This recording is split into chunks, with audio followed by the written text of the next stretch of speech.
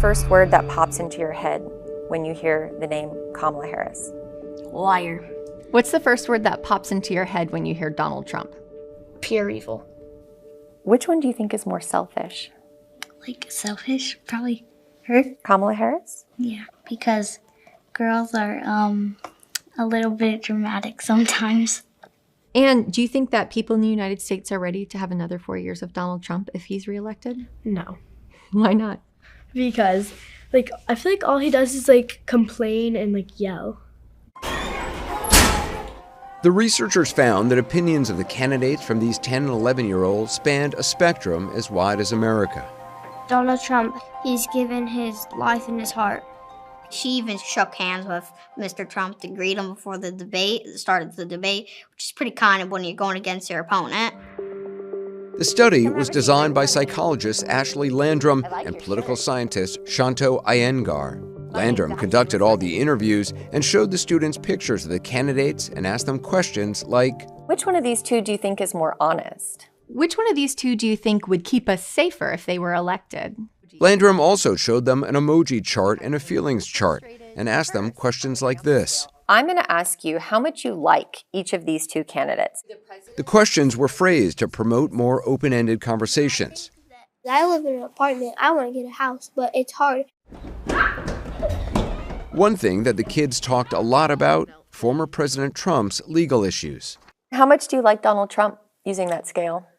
Probably, Donald Trump probably hates me for doing this, so, You really don't like Donald Trump? I mean, come on, he went to, jail, To be clear, while Trump was booked and released from jail, he didn't spend time behind bars.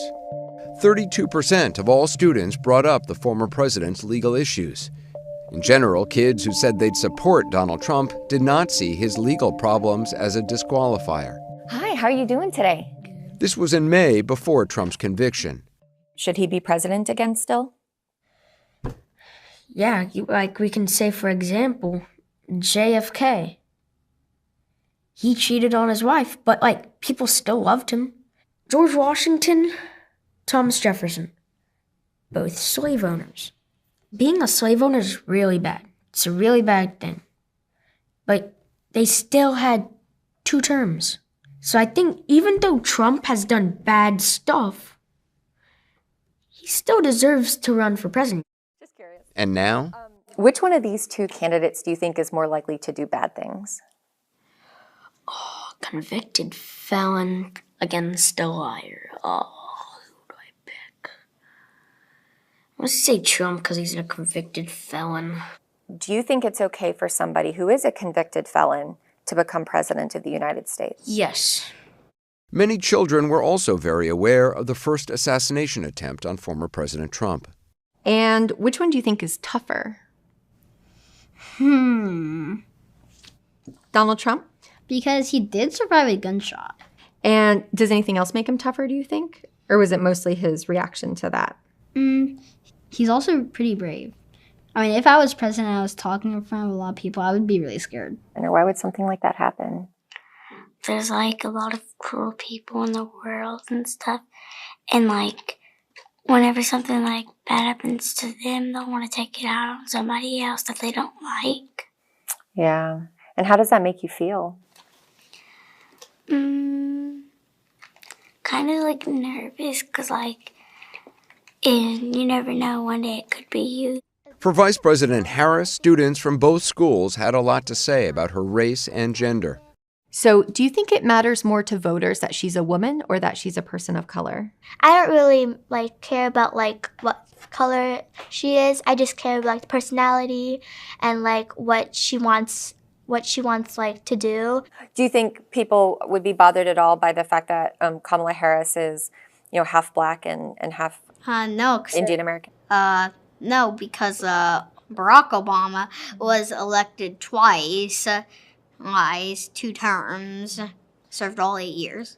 It'd be good for us to have a black woman as president for the first time in history. Yeah. But my vote's kind of still on Trump. 86% of all students our researcher talked to thought America was ready for a woman president of color. And do you think people in the U.S. are ready for a woman president? Yeah, because there hasn't been a woman president Because there yet. hasn't been one yet. The fact that she's a woman and she's black, that could help kids who are like her or are different feel a lot more accepted. Still, some students had different views about gender. I just feel like boys would probably be better as president, but she's pretty and stuff, but I just don't think a woman would be right for a president. Yeah, so why do you think a woman wouldn't be right for a president in your view? I think because only boys have been president before, and that they would be more stronger.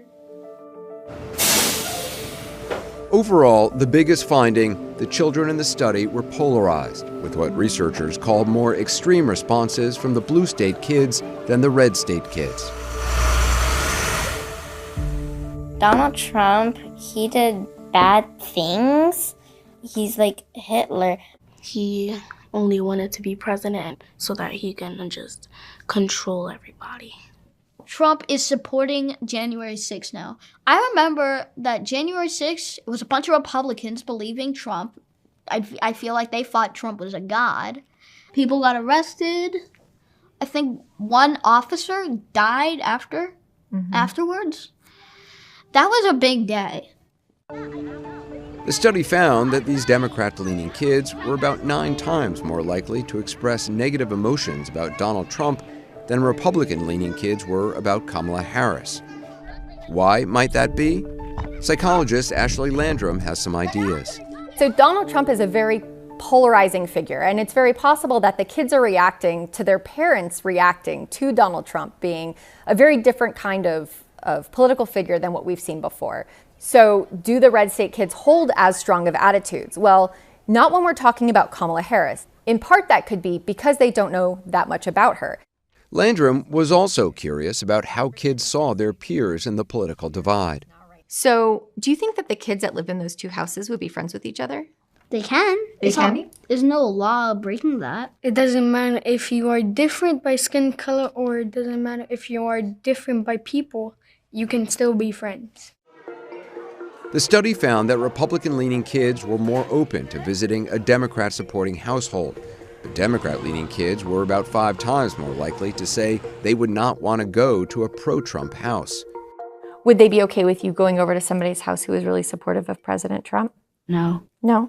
And why not? because they know that he's not like black people, so they will not be happy to see me. Would your family let you go over to somebody's house who's really supportive of Donald Trump? No. No, they wouldn't? No. And why not? Because, like, my mom and dad don't like Donald Trump at all. Not a single bit. Would you be okay going over to somebody's house whose family really likes Kamala Harris?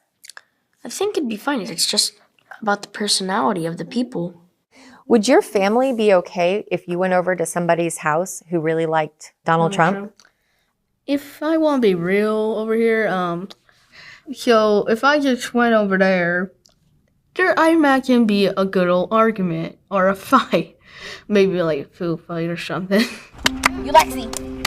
Let's not forget, this is a study about 10 and 11-year-olds. And one issue they all had strong feelings on was Taylor Swift's endorsement of Kamala Harris.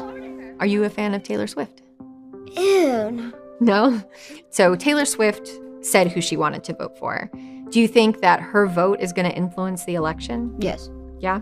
Why do you think that? The Swifties will follow her lead. Do you think that her endorsement would impact the election? Yes. Yes? Yes. Why do you think that she would have such a big impact on the election? Because she's like very, very popular. Yeah. Ask half of the school, they'll tell you.